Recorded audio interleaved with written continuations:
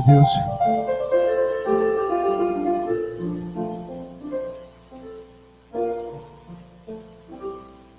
Por gentileza, abra sua Bíblia em Marcos, capítulo 4. É um texto que eu tenho pensado, falado um pouco sobre ele. Eu queria compartilhar rapidinho alguma coisa com vocês. Marcos, capítulo 4, versículo 35.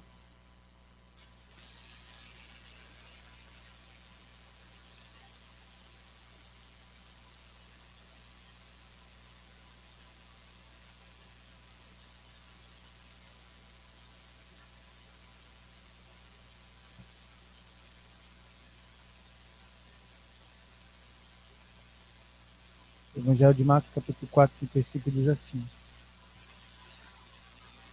Naquele dia, sendo já tarde, disse-lhes Jesus: Passemos para a outra margem. E eles, despedindo a multidão, o levaram assim como estava no barco, e outros barcos o seguiam. Ora, levantou-se grande temporal de vento, e as ondas se arremessavam contra o barco, de modo que o mesmo já enchesse de água.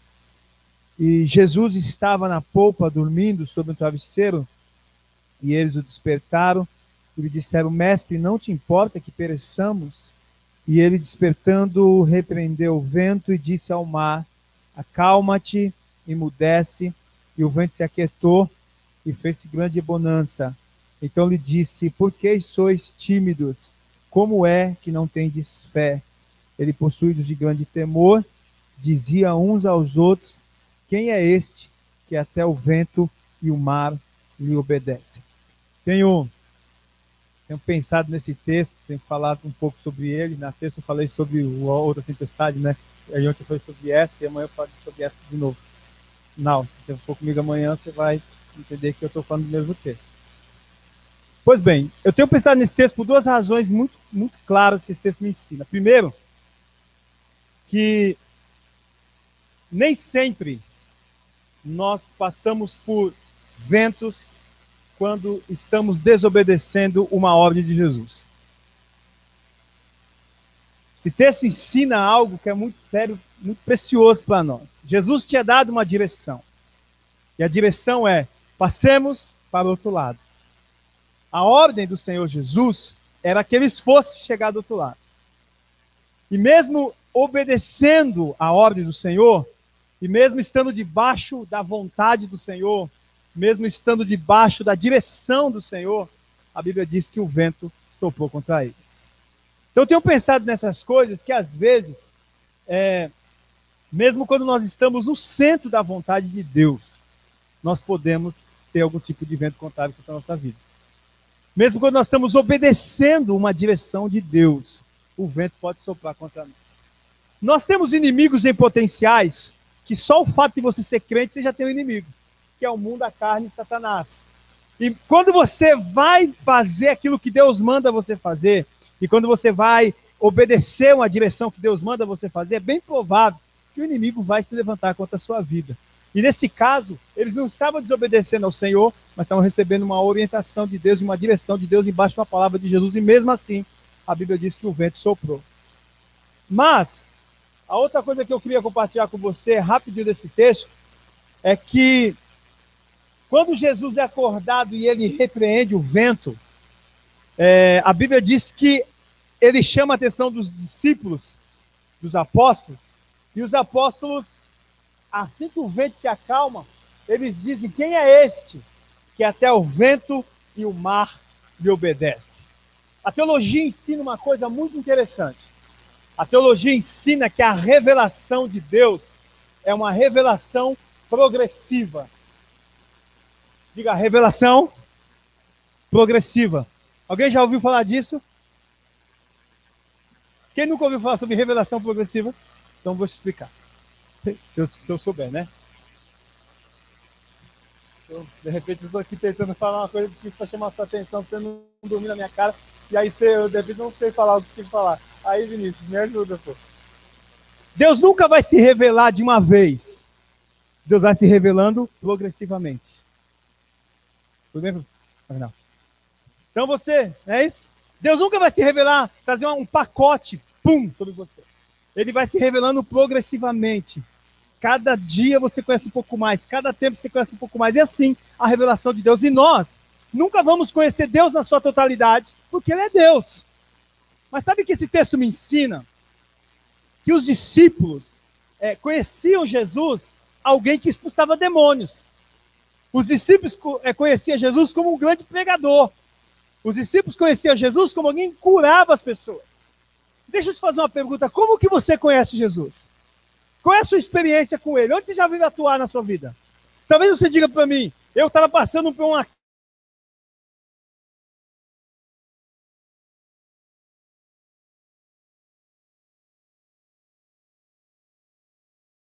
estivesse doente e Jesus te curou. E você conheceu um Jesus que cura na sua vida. Mas sabe o que acontece? Quando nós começamos a caminhar com Ele, nós vamos tendo revelação e conhecimento cada dia dele. E Deus quer revelar suas diversas facetas para o seu povo. Posso ouvir um amém? Então, de repente, você conhece um Deus, que é o Jeová Nissi, que vai pelejar as suas guerras. E talvez você não conheceu esse Deus ainda na sua vida. E quando você está passando por guerra, ele vem e ele dá vitória para você. Nesse caso aqui, os discípulos se assustaram e fizeram uma pergunta. E a pergunta foi, quem é esse que até o mar e os ventos obedecem? Eles conheceram uma faceta nova de Jesus. Não só o pregador, não só o que curava, não só o que expulsava demônio, mas eles conheceram um Jesus que tem poder sobre a natureza. Louvado seja o nome de Jesus. Ele que é capaz de repreender o vento. Eu quero te dizer é que o teu Jesus tem facetas que você não conhece. Jesus tem características que você não imagina. E conforme você vai caminhando com Ele, Ele vai revelando aquilo que Ele tem para a sua vida. E conforme você vai tendo experiência com Ele, você vai conhecendo um pouco mais dEle. Hoje você aprende uma coisa, amanhã você aprende outra, e até o final da sua vida, você vai aprender, porque Ele é uma fonte inesgotável. Ele sempre tem coisas novas para nós. E isso é o que o Paulo diz, que é andar em novidade de vida. Cada dia você vai conhecer um pouco mais do seu Senhor, em nome de Jesus. Amém?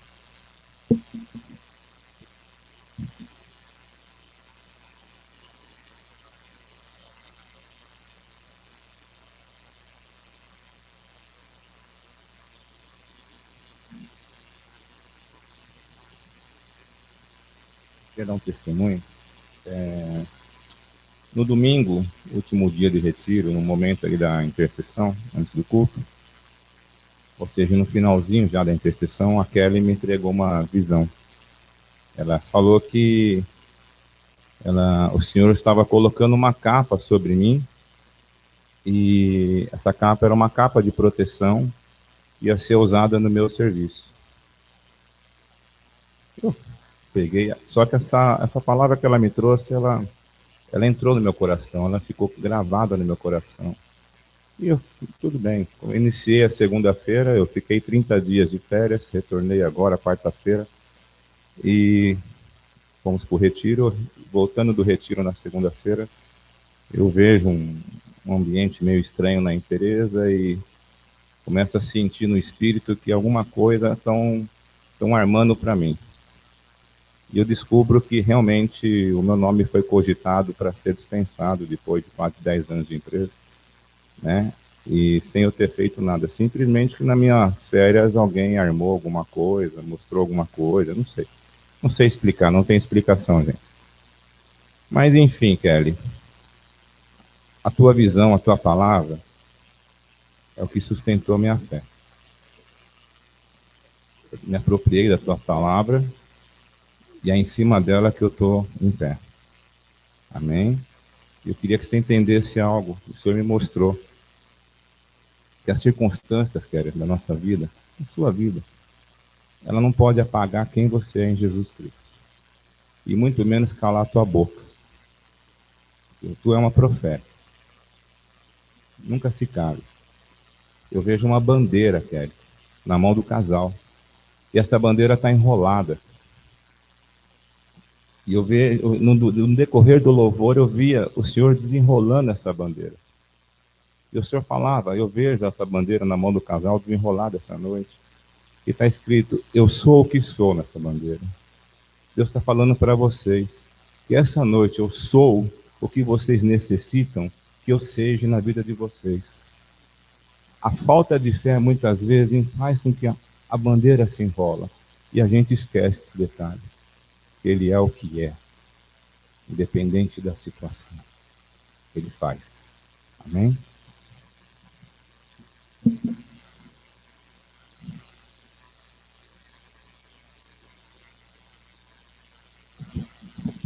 Paz, igreja. Na hora do louvor, Deus me deu uma palavra para entregar para você, Kelly. Para você não que você despreze as oportunidades, mas é para você não desprezar, mesmo que pareçam pequenos. Estou falando na área profissional. Mesmo que pareça uma pequena oportunidade ou não é o que eu quero, mas o Senhor diz, não despreze, porque vem do Senhor. E a partir daí, desse primeiro passo, o Senhor vai escancarar, em nome de Jesus. Eu tenho uma palavra que o Senhor tem me dado na minha leitura diária. Eu lendo a história de Jacó, e todos conhecem bem, né? Mas o Senhor tem falado no meu coração, e hoje o Senhor disse que era para eu compartilhar o que o Senhor tem colocado. Não vou ler toda a história, porque é longa, mas assim, eu vou citando alguns trechos, né? Então, nós conhecemos a história, né, do Isaac e da Rebeca, como Deus fez eles se encontrarem, e eles se casaram, e a Rebeca era estéril. E aí o Isaac orou, e a Rebeca concebeu. E a palavra diz em Gênesis, está em Gênesis 25, que quando ela deu à luz, né, saiu primeiro o Esaú e o Jacó saiu segurando o calcanhar do irmão. E eu estava ouvindo esses dias que na hora do parto não é só a mãe que faz força, o bebê também faz, né, na hora do parto normal, claro. E aí o Jacó segurou no pé do irmão e foi tipo no embalo, né? E a palavra diz que Jacó significa usurpador, né? Então ele já nasceu assim. E aí, desenrolando a história, diz a palavra que o Jacó ele era bom na cozinha, ele estava lá fazendo cozinhado, o Esaú veio do campo, faminto, cansado, acabado, e aí ele chegou aquele cheirinho, imagina, você chega do trabalho, né, acabado, né, não, deu um monte de aula, já pensou? Aí a Thelma, né, mulher virtuosa, está lá, sinta aquele cheiro bom, e aí o Jacó falou assim, o Jacó disse assim, bom, me dá o seu direito de primogenitura e pode comer. Aí o Esaú pensou, eu estou cansado. Por que eu vou querer a primogenitura? Porque se eu não comer nada, eu vou morrer mesmo. Aí aquele cozinhado cheiroso de lentilhas, seduziu e ele trocou. Mais uma vez, Jacó se aproveitou, né, do irmão dele. Aí, continuando, o Isaac, o pai deles, ficou velhinho, não estava mais enxergando, e a história diz que ele quis abençoar, né, o primogênito, e aí falou para o Esaú, vai lá, faz uma caça, faz o cozinhado para mim, que eu vou comer e vou te abençoar. A Rebeca estava tipo atrás da porta, ouviu, e ela falou para o Jacó o que o pai dele estava querendo fazer. E aí o Jacó foi na frente, e aí a mãe dele cobriu ele com os pelos, porque a palavra diz que o Esaú era peludo, né? E aí, para enganar o Isaac, porque o Isaac não estava mais enxergando, mas ele que tinha que saber que era o Esaú. E aí, nós conhecemos a história, ele comeu, ele viu, sentiu até o cheiro na roupa, né? Que falou, é meu filho mesmo, primogênito, comeu o cozinhado e deu a bênção que era de direito de Esaú para Jacó. E, mais uma vez, né, ele trapaceou o irmão dele. E aí, quando o Esaú ficou sabendo disso, ele ficou muito bravo, muito enfurecido, e ele prometeu que ele ia matar o irmão dele. E aí a mãe dele, a Rebeca, ajudou e falou, volta para a terra dos meus parentes, lá para a terra de Labão, e foge. Aí o Jacó fugiu, e aí eu já estou, onde eu estou? No 28, Gênesis 28. Fugiu e foi para os parentes dele. Tá, aí chegando lá, ele conheceu a Raquel, certo? Tá certo? Até aqui? Aí ele conheceu, estou dando um resumo, conheceu a Raquel, só que para casar com a Raquel, ele chegou no pai, e o pai disse assim, bom, então você vai ter que trabalhar por ela. E aí ele trabalhou 7 anos para casar-se com Raquel. Quando terminaram os 7 anos, o Labão disse, não, primeiro a filha mais velha, que era a Lia. Aí ele falou assim, bom, ele amava muito Raquel, tá bom. Aí ele trabalhou mais 7 anos para ter a Raquel, quem ele amava. Vou parar um pouquinho. Gente, só nesse período da fuga, que ele conheceu a Raquel, teve que trabalhar, Deus começou a trabalhar no caráter de Jacó. Eu creio que Deus começou a trabalhar, né, no caráter dele, na personalidade. E quantas experiências será que ele não teve com Deus? Será que ele não se arrependeu nesse período? A Bíblia não diz, mas como o pastor José estava dizendo, ao longo da nossa vida, da nossa caminhada, Deus vai nos transformando, vamos tendo experiências e vamos conhecendo quem é o Senhor na nossa vida. E Deus abençoou, né, o Jacó. A palavra diz, Deus abençoou ele com filhos, passando pelo Gênesis 30, e aí a palavra diz que ele começou a enriquecer, ele ficou rico, né, ele trabalhou, ele tinha rebanhos, ele tinha servos, filhos, então, apesar das coisas que ele fez, Deus abençoou, porque Deus conhece o nosso coração. Quem aqui nunca errou? E mesmo depois de ter errado, e se arrependido, claro, e se tornado aos pés de Jesus, não recebeu uma bênção. Aí você fala, quem sou eu? Eu fiz aquilo lá, Senhor. E a palavra diz, dos seus pecados eu não me lembro mais. Deus é Deus abençoador. Né? Se você realmente se arrepende, foi para isso que o Senhor Jesus morreu na cruz. Porque senão a obra da cruz não valeria de nada. Né? Na época de Jacó, o Senhor Jesus ainda não tinha vindo, mas estou falando para nós que vivemos agora, né? Na época da graça. E tanto, eu achei tão tremendo que o pastor José falou que Deus manda na natureza, né? Ele que comanda tudo. O Labão quis dar uma enrolada nele na hora de repartir os rebanhos, e aí ele falou, você vai definiu as cores dos gados que seria por direito de Jacó. E Deus abençoou, porque Deus manda na natureza. E os bichinhos nasceram das cores que era para ele ser abençoado, malhado, branco, preto, porque Deus manda na natureza, né? Glória a Deus. E é Deus que está no controle de todas as coisas. E aí diz a palavra que Deus falou com Jacó, que ele poderia ir embora e voltar para a terra da parentela dele, que Deus o abençoaria. Então ele já estava com a esposa que ele amava, com as outras, com as servas, com o gado, e aí ele voltou. Ele voltou e Deus disse que o abençoaria. Aí diz aqui estou em Gênesis 32, que ele seguiu o caminho, os anjos de Deus lhe saíram ao encontro, né? E aí ele ficou perturbado. Ele teve medo, no versículo 7 diz, então Jacó teve medo, Gênesis 32, 7. Então Jacó teve medo e se perturbou. Dividiu em 2 bandos o povo que com ele estava, e os rebanhos, e os bois, e os camelos. E aí no 9 diz que ele orou e disse, Senhor, o Senhor disse que era para eu vir. Por quê? Porque ele quando ele estava voltando, ele mandou os servos deles irem à frente, levando presentes para o irmão dele. Tipo, né, para dar uma amaciada, né, para acalmar o irmão. Deus falou para ele ir, que Deus o abençoaria. Mesmo assim, ele quis fazer com a mão dele. Mandou os servos, mandando presentes, rebanhos, para agradar o irmão. E mesmo assim ele temeu. E aí ele falou no versículo 9. E orou Jacó, Deus de meu pai Abraão e Deus de meu pai Isaque, ó Senhor que me disseste, torna a tua terra e a tua parentela e te farei bem. Sou indigno de todas as suas misericórdias, de toda a tua fidelidade que tens usado para com teu servo, pois com apenas o meu cajado atravessei esse Jordão. Já agora sou 2 bandos. Livra-me das mãos do meu irmão Esaú, porque eu o temo, para que não venha ele matar-me e as mães com os filhos.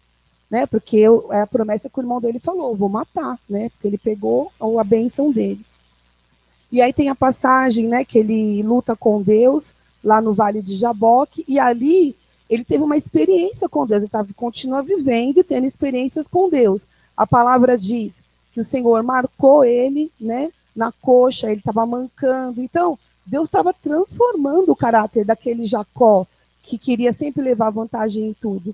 E aí, ali o Senhor mudou o nome dele, né, de Jacó para Israel. E aí nós chegamos no ponto onde eu queria, que era no encontro dos irmãos. Ele estava com medo. Deus mudou o caráter dele. Mandou presentinho para agradar o irmão. E aí, tudo bem. Aí chegou o momento que aí o Esaú estava vindo ao encontro dele. Eles se encontraram, né? No meio do caminho.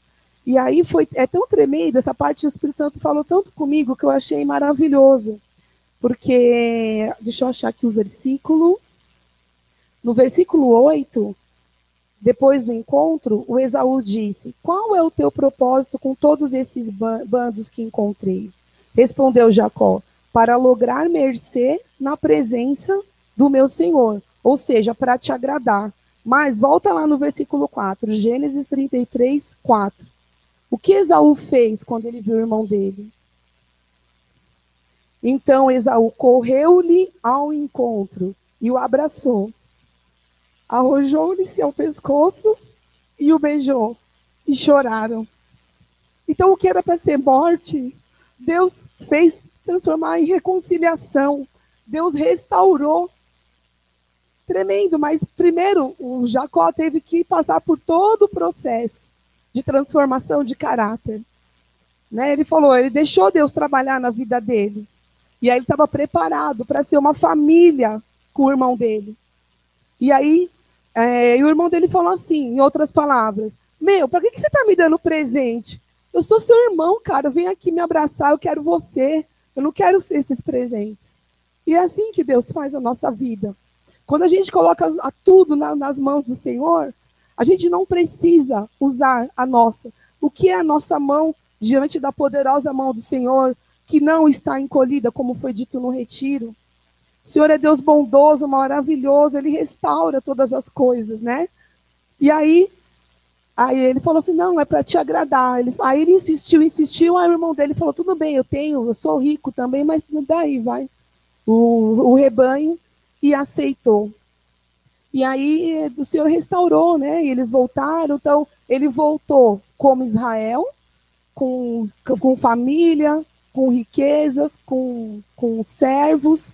E aí a palavra diz no capítulo 35, que eles tiveram que... Não, no 36. Que eles tiveram que se separar, que eles estavam tão prósperos que a terra não estava dando conta de alimentar, né, os animais. Então eles tiveram que se separar para continuarem. Então esse é o ponto, que nós tememos muitas coisas nas nossas vidas e queremos agir com a nossa mão. Mas o Senhor diz essa noite: entrega tudo, porque eu comando tudo e eu restauro todas as coisas, até as coisas que são impossíveis aos nossos olhos. O que era para ser morte, assassinato, virar aquela confusão, o Senhor fez, né, que tornasse em vida, em alegria, em restauração. E o Senhor diz essa noite aqui que tem restauração para famílias aqui. No sentido assim, sabe? Irmão tá com briga, briga de família por causa de heranças, briga de família por causa de que nem tem explicação, sabe? Às vezes está todo mundo conversando e sai uma confusão, porque o diabo quer entrar. Então, se tem alguém aqui essa noite que tem algum parente que você está afastado, com quem você não fala, com algum problema, o Senhor tem restauração. Toma posse, porque o Senhor está entrando com providência nas nossas vidas. Em nome de Jesus, amém.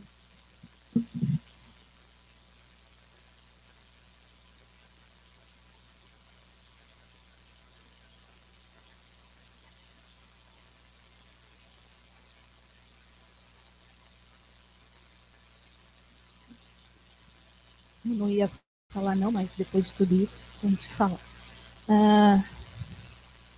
Lá no retiro, desde a primeira ministração, a gente viu a glória de Deus em todos, né? Esse acampamento não tem nem o que falar. É só dar glórias a Deus. E foi vindo na minha cabeça as palavras-chave que pelo menos me marcou. que foi conserto, submissão, oração, foco e reino. Essas palavras tenho martelado desde sexta até agora. E tem uma música que tem sido a minha oração. Eu não vou cantar, não, vou ler. Flui, Espírito, flui. Faze o que queiras fazer. Me ofereço para que me use como queiras. Flui, Espírito. Eu tenho tomado esse posicionamento já faz um bom tempo. Lá em Mateus 6:33, fala assim: buscai, pois, em primeiro lugar o seu reino e a sua justiça, e todas essas coisas vos serão acrescentadas. A minha oração agora é para o reino de Deus. É o que eu quero. Antes, eu estava muito focada no que eu queria. Era emprego, Deus, emprego para o Lipe. Tenho orado? Tenho orado. Tenho mandado currículos? Tenho. Até hoje, foi Deus falando ali, porque eu vi uma vaga para mim, eu falei assim, mas Deus, mas isso é muito pouco. Foi meu pensamento. Mas Deus falou, manda. Eu obedeci. Eu não sei quando as portas vão ser abertas. Eu não posso chegar em empresa e obrigar o empresário ou o chefe abre as portas para mim. Mas eu creio num Deus. O tempo, eu não sei. Gente, é sério, desde o começo do ano eu não estou preocupada com isso. Assim, como eu estava. Lógico, estamos os dois. Provisão. Deus nunca nos deixou faltar absolutamente nada. Se um dia você quiser vir conversar com a gente vai te dizer o que é viver no milagre. O que é viver no sobrenatural. Mas a minha vontade agora é viver para o reino de Deus. Eu não posso ficar orando só para os interesses da minha casa. Só porque os meus filhos querem, não. Quantas vezes você tem orado pela tua igreja? Pelos ministérios da tua igreja? Pelos pastores da sua igreja? Pelas programações que vão ter? O meu coração está inclinado para o reino. Como está aqui. Faça o que queiras fazer comigo, que a minha vontade caia e que ele cresça. Que eu diminua e que eu me constranja diante da unção, diante do Espírito. Essa tem sido a minha vontade. E que em nome de Jesus seja a sua. Porque a palavra, a gente tem que viver a palavra. E a palavra diz, primeiro o reino, e depois as outras coisas vão ser acrescentadas. Amém?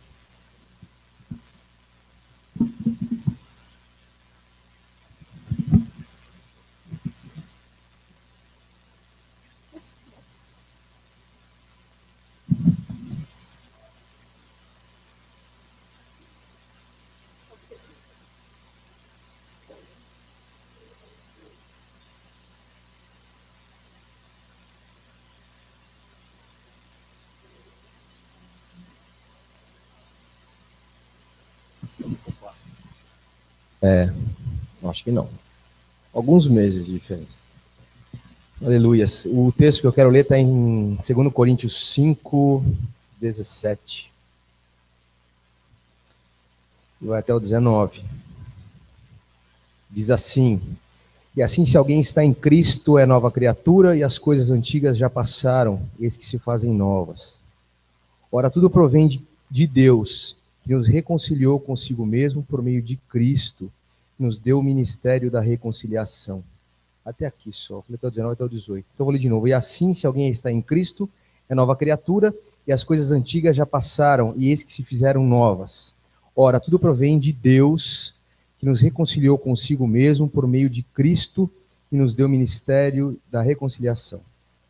Eu entendo que quase na totalidade dos irmãos que vieram aqui falar sobre as coisas de Deus, passaram bem perto desses textos e por isso me encorajei de vir aqui. A primeira coisa que a gente percebe nesse texto é que fala da soberania de Deus, né? Prova quando diz que tudo provém, né? Então tudo veio dele mesmo e ele consigo mesmo, né? Então essas duas palavras assim, tudo provém de Deus, que nos reconciliou consigo mesmo. Eu fui dar uma estudadinha para saber o que era reconciliação. Em grego, tem o nome de catalage e chama transformação completa. E essa transformação é completa não porque a partir do momento que a gente se reconcilia com Deus, a gente deixa de conviver nessa carne. Ela é completa porque ela foi feita por Cristo. A totalidade do serviço, se é que eu posso dizer isso, foi feito pelo Senhor Jesus Cristo, por Deus, né? O Deus Pai, que enviou o Filho dele por nós, né? Então nós somos, na verdade, instrumentos. E tem uma coisa linda que diz o seguinte, que ele no 19, então, a saber que Deus estava em Cristo, reconciliando consigo o mundo, não imputando aos homens as suas transgressões, e nos confiou a palavra da reconciliação.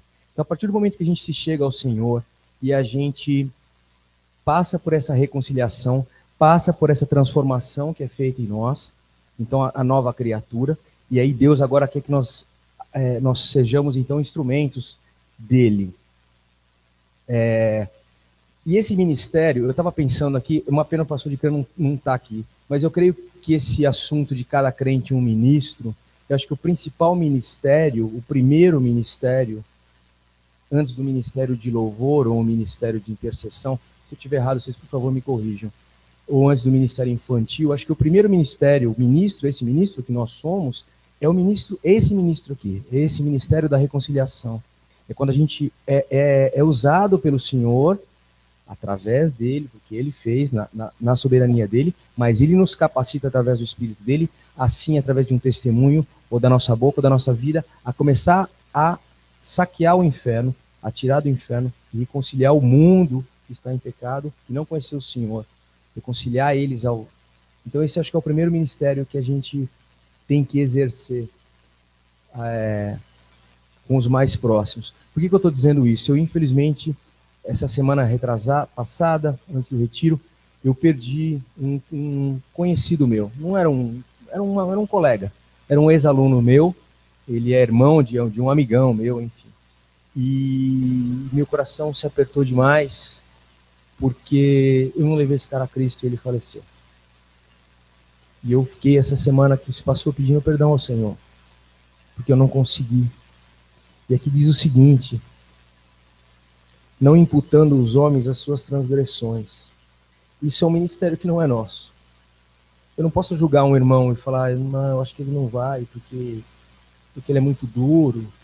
Esse cara, no caso, ele bebia, ele era meio bronco, assim, meio truculentão. E eu tinha meio temor de chegar pro cara e... esse cara vai me dar um esculacho, né? E eu não tive coragem. Eu não fui até o final. E eu fiquei me lamentando disso. Então, na verdade, a mãe dele me perguntou, o que você crê? Agora, ontem, eu falei, olha, na Bíblia diz que a gente foi feito, o homem veio, cabe ao homem nascer somente uma vez. Então esse assunto de voltar não existe, né? E que um dia Jesus vai voltar e vai pegar os dele. E eu parei por aí. Isso apertou meu coração, porque se ela entendeu, eu levei essa senhora a Cristo, mas eu não levei o filho dela a Cristo. Então, assim, não cabe a nós julgar as transgressões, ou se a pessoa é ou não. Cabe a nós cumprir, que ele nos confiou a palavra da reconciliação. Está escrito aqui. Ele está esperando isso da gente. Amém? Então, a gente não deve escolher a quem pregar. Na verdade, o Ministério da Reconciliação eu entendo como tirar as pessoas da mão de Satanás e trazer de volta para as mãos de Deus. E aí, em 2 Tessalonicenses, eu vou terminar, vai ali, mais ou menos o que a Kelly acabou de dizer. 2 Tessalonicenses 3. 3:1. Finalmente, irmãos, orai por nós, para que a palavra do Senhor se propague e seja glorificada. Eu acho que se você tem uma timidez, se você tem um temor, se você não tem tempo, dedique-se à oração pelos aqueles que estão com a mão no negócio aí, pelos seus pastores, pelos irmãos que vão para cima, para aqueles que estão com o ministério mais adiantado do que o seu. Use a sua boca, o seu tempo, para orar para aqueles que estão com a mão no arado aí, estão indo para cima. Amém? Tem a ver com o que a Kelly falou. Se não dá para, se você não tem tempo, não consegue, dedicar a sua vida e oração não só para as suas coisas, mas para quem estão fazendo a obra mesmo. Amém, irmãos? Eu quero orar sobre isso aí. Senhor nosso Deus e nosso Pai, eu quero te pedir para que a tua vontade seja cumprida nas nossas vidas, Senhor. Para que a gente possa cumprir isso que o Senhor deu na nossa mão, Deus, que é o ministério da reconciliação. Senhor, que a gente perca todo o medo, toda a vergonha, e que a gente não julgue as pessoas a quem deve ir ao céu ou não. Isso não é para nós, Senhor. Eu quero te pedir para que o Senhor venha nos encorajar e venha colocar um coração abençoador, sim, para que a gente possa orar, Senhor, pela vida dos irmãos que estão fazendo a obra, Deus. Para que a gente possa olhar para eles, Deus, como exemplo e a gente possa seguir o caminho que eles estão fazendo, Deus. Que a gente possa abençoar a vida dessa igreja, dos pastores, das pessoas que vão e fazem a obra, Senhor Deus. Coloca essa vontade, essa coragem no nosso coração, é que eu te peço no teu santo nome, Senhor Jesus. Amém.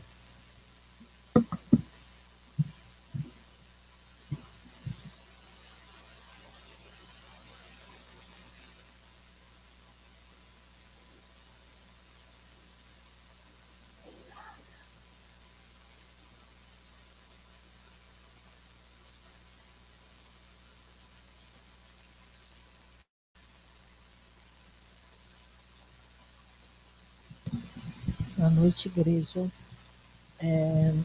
Indo pela carreada do Náutico, vocês estavam falando, hoje aconteceu uma coisa muito, coitada, deixei seu Cláudio arroz doidinho hoje, vocês não têm noção que eu fiz.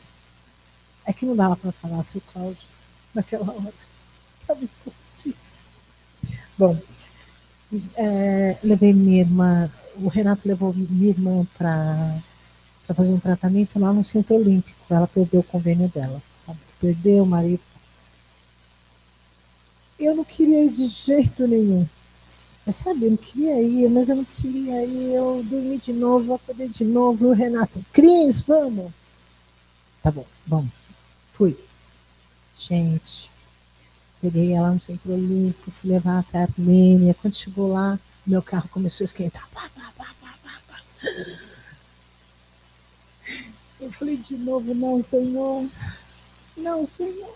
Senhor, manda seus anjos. Parei lá na Armênia, onde só tinha cachaceiro, só pingunço, só um povo muito doido. Minha irmã, você não vai parar aí. Mas é aí mesmo que eu vou parar. O Senhor mandou parar aqui, parei. Gente, veio o socorro deles para tudo que foi lado. Um veio com um galão de 20 litros assim para colocar no carro. O outro deu palpite nisso, o outro deu não sei o quê. Não, a senhora vai conseguir. Pega um grampo daqui, liga a ventoinha e o telefone. Gente, foi uma loucura. Foi uma loucura. E eu falei, Jesus te ama. Jesus mandou para quê? Começou a passar um por um. Eu também sou. Se a senhora me abençoou, eu também abençoo todo mundo. Vamos para a igreja, vamos embora. E minha irmã ficou assim. Minha irmã não queria me ver, porque eu prometi umas coisas aí para ela, não deu. Né, Rose? Só não deu. E minha irmã estava olhando assim, 2 meses sem vê-la. Quando ela viu, no meio daquele povo assim, como é que você consegue rir? Eu falei, chega de chorar, eu não aguento mais chorar, não vou colocar o nome do Senhor. Eu falei, gente, vocês estão todos abençoados em nome de Jesus. Aí ela falou assim, eu também, né? Eu falei, você também. Aí ele, não, uma coisa que eu esqueci. Ele falou assim, eu estava sendo orientada pelo genro da minha irmã, que ele entende de carro. Aí ele falou, então pega um grampo lá, enfia cá e tá. Eu falei, tá. Do nada apareceu o Senhor e lascou a mão no reservatório. Falei, nossa, de onde surgiu esse homem? Aí o genro falou assim, quem mandou ele mexer nisso daí não era para mexer. Falei, como é que eu vou ter um batalhão desse daí? Vou falar que não é para ele mexer bem debaixo do viaduto. Glória a Deus, gente. Foi resolvido com grampo, sem grampo, esquentou depois, mas eu estava com cheio do galão no carro. E minha irmã falou assim, você é maluca. Eu falei, eu sou maluca pelo Senhor Jesus. E aí ela desmanchou a cara dela, tá preocupada comigo, que eu também não liguei mais para ela, porque não deu, gente, não deu. Mas eu venho glorificar o Senhor, gente. Deus é fiel mesmo, Deus é bom, Ele está trabalhando. Eu sei que Ele está trabalhando na minha vida, na vida da minha família. Não está sendo fácil, mas eu creio no Deus que eu sei. Amém. Obrigada, gente.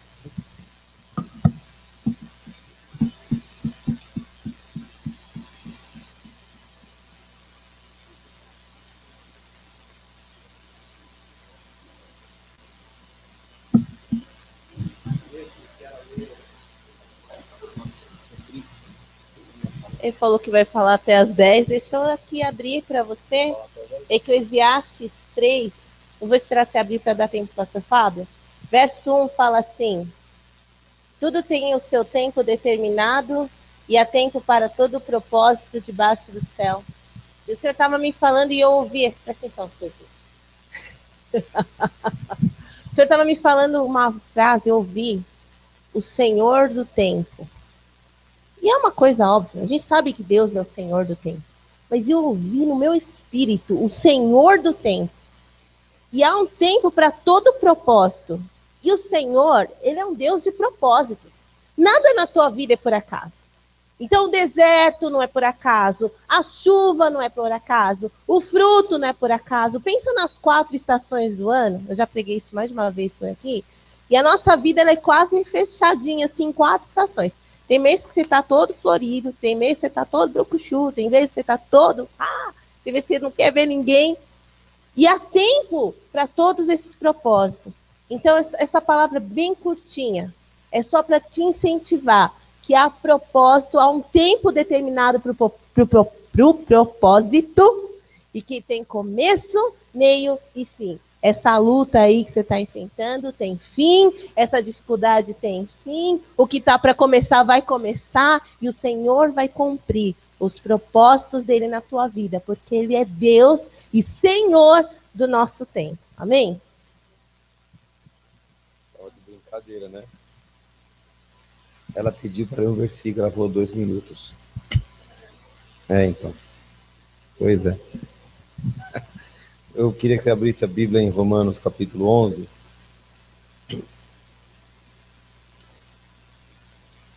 Todas as palavras e testemunhos que foram dados apontam numa direção. E eu gostaria de fechar com esse texto.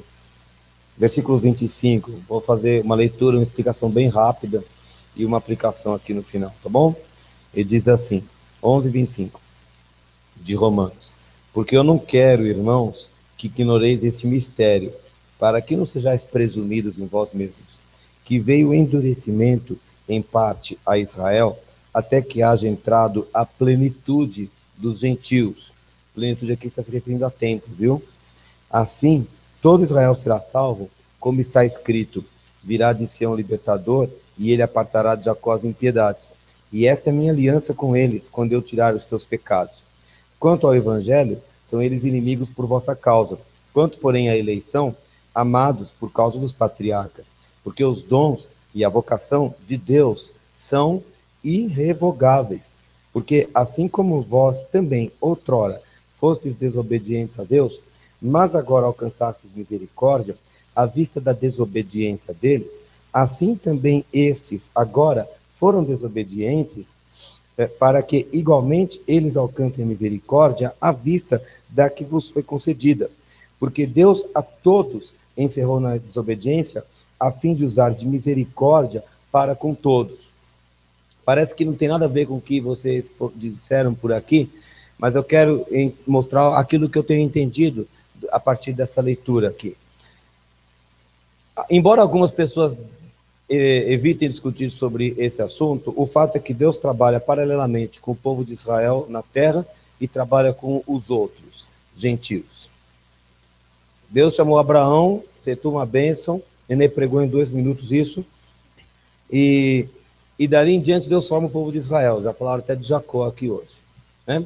E Deus forma o povo de Israel, e Deus designa esse povo para que seja propriedade particular de Deus, para que o nome de Deus seja glorificado através desse povo. Mas acontece que o povo de Israel se rebelou contra Deus, se afastou de Deus, né? Então ele está falando que veio, versículos 25, que veio endurecimento ao coração dos israelitas para até que haja entrado a plenitude dos gentios. Você lembra que em João fala, o escritor fala que Jesus veio para o que era seu, mas os seus não o receberam. Os seus eram judeus. Os seus o rejeitaram. Então aqueles que o receberam o poder de serem feitos filhos de Deus. Está falando de nós, que um dia cremos no Senhor.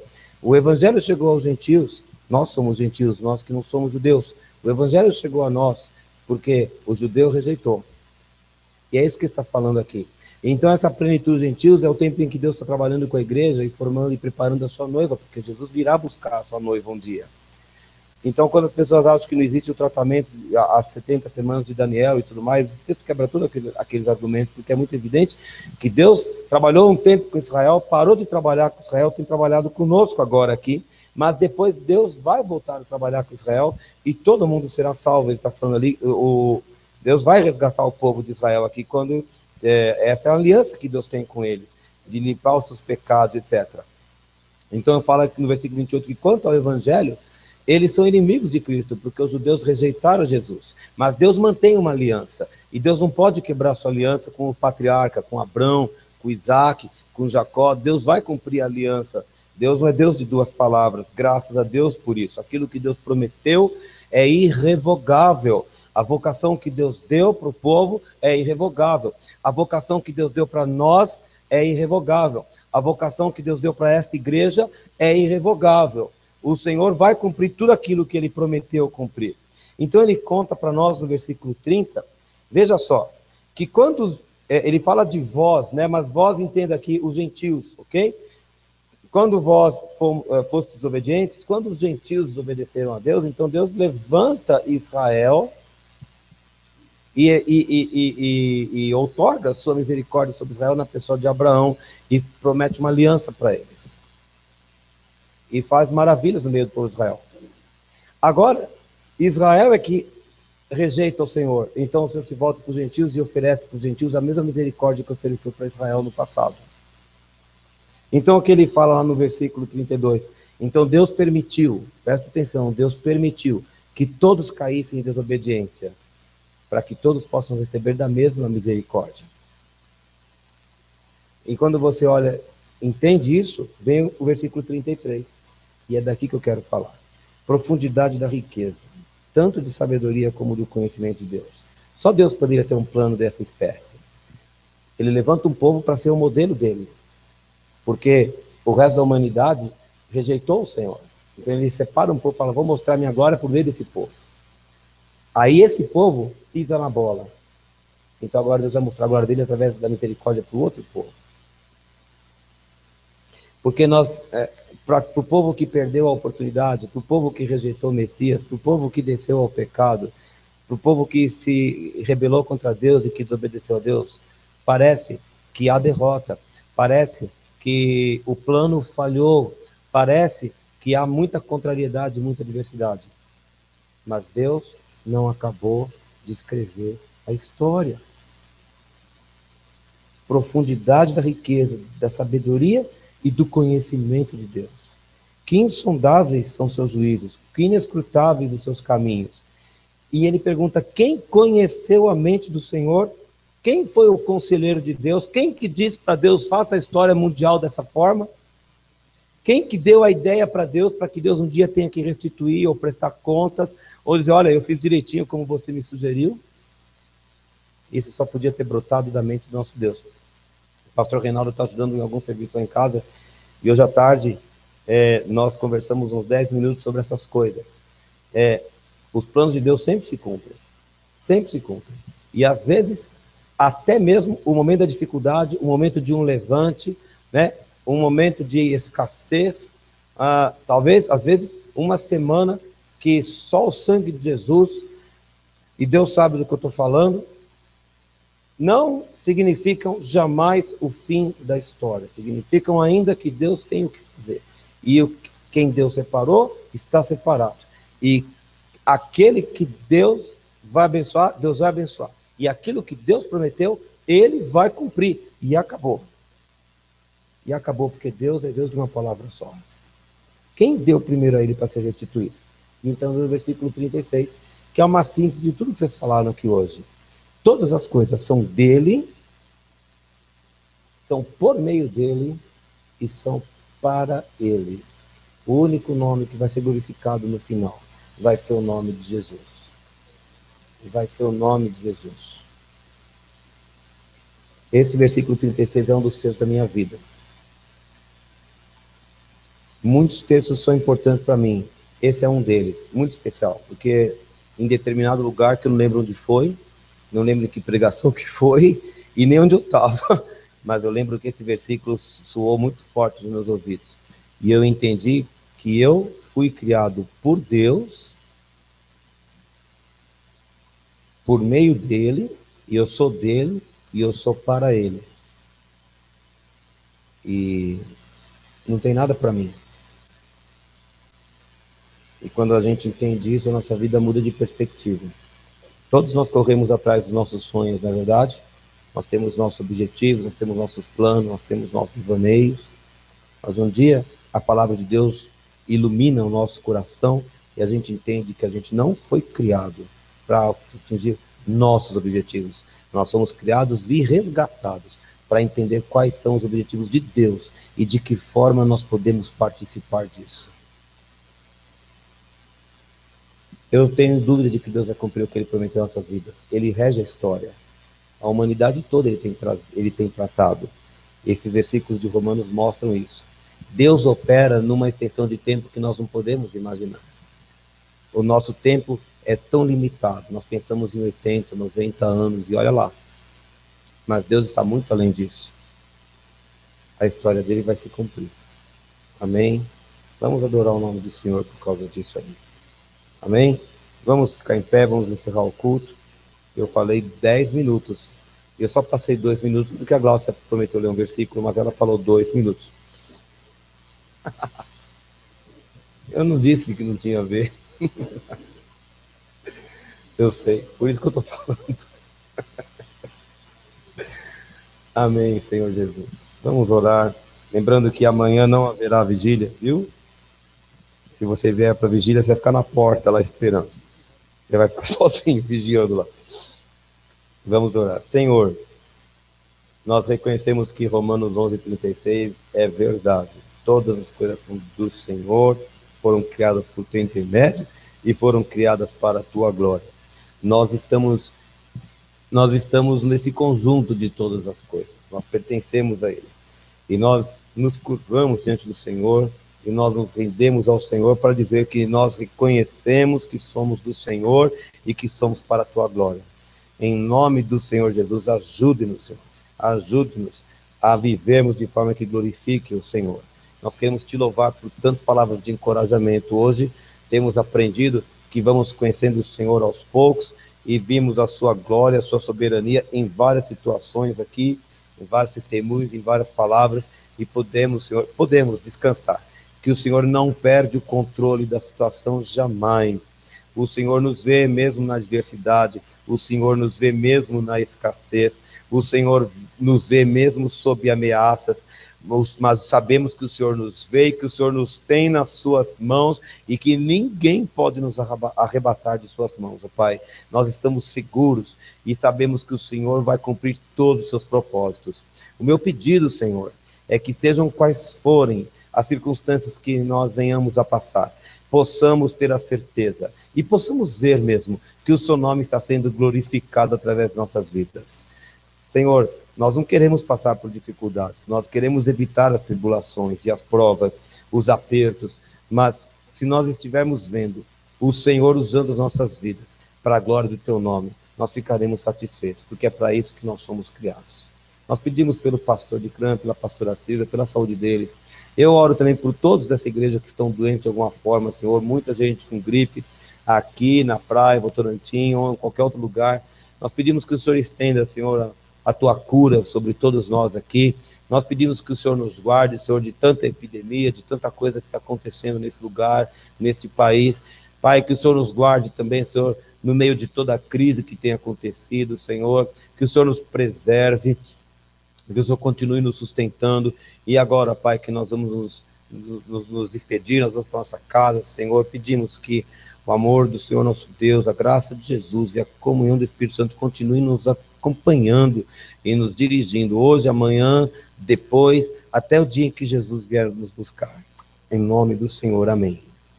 Amém. Pode cumprimentar seu irmão aí. Glória a Deus.